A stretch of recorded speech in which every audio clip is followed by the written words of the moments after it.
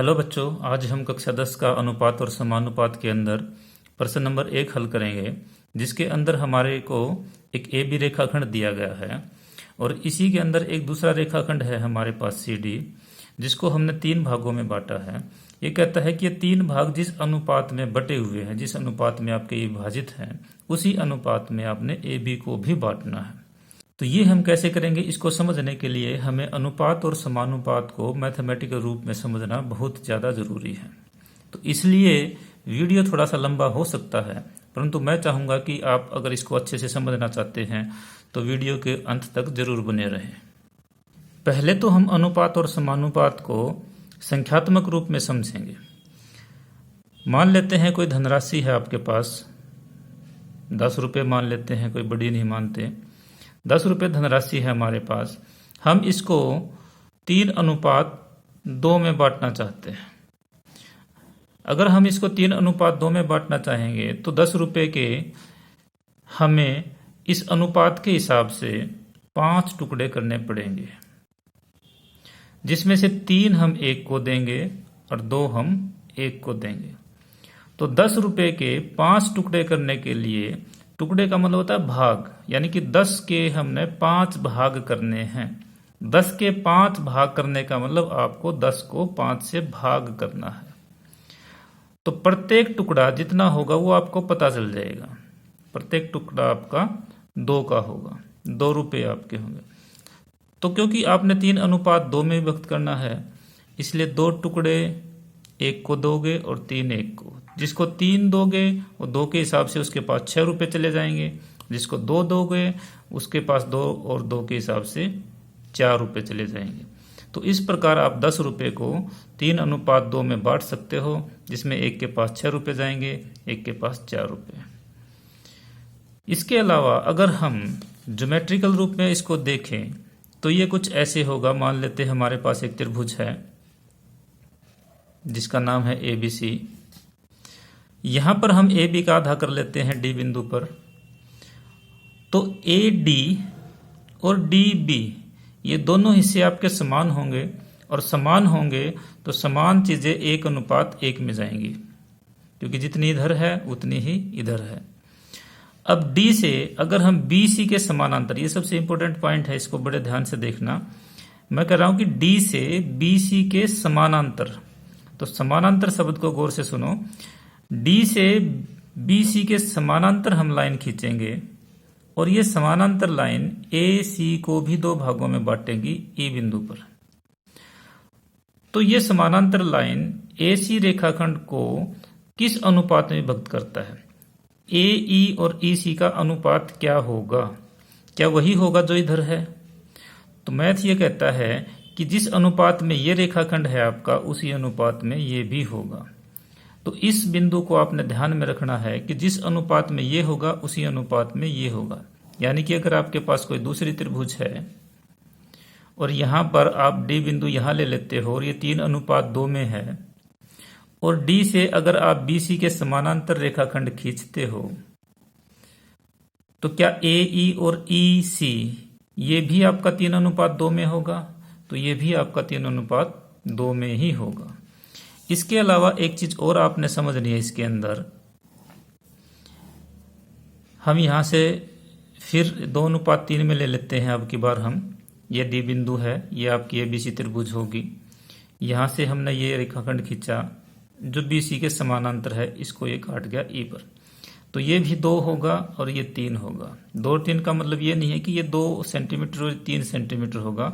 इसका मतलब ये है, अगर हम AC के 5 बराबर भाग करें तो 2 भाग यहां रहेंगे और 3 भाग यहां रहेंगे। तो AD और DB का अनुपात तो हम देख चुके हैं। AD के साथ AB का अनुपात क्या होगा? अब हम देखते हैं कि AD यहां से लेकर यहां तक ये कितने भाग हैं। ये आपके 2 भाग हैं। और AB पूरा का पूरा ऊपर से लेकर नीचे तक ये आपके 5 भाग है, यानी कि पूरे के पूरे 5। तो ये अनुपात होगा हमारा 2:5। किसका है? AD अनुपात AB। तो क्या इधर भी ऐसा ही होगा? AE अनुपात AC, ये पूरा का पूरा।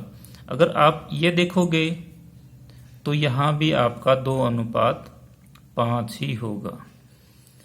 नीचे वाला भी ले सकते हो आप, डी बी अनुपात ये पूरा ए बी। अगर आप डी बी देखोगे, डी बी ये 3 भाग हैं हमारे। ए बी देखोगे तो ये 5 भाग है और इनका अनुपात होगा 3:5। यहां भी ऐसे ही होगा।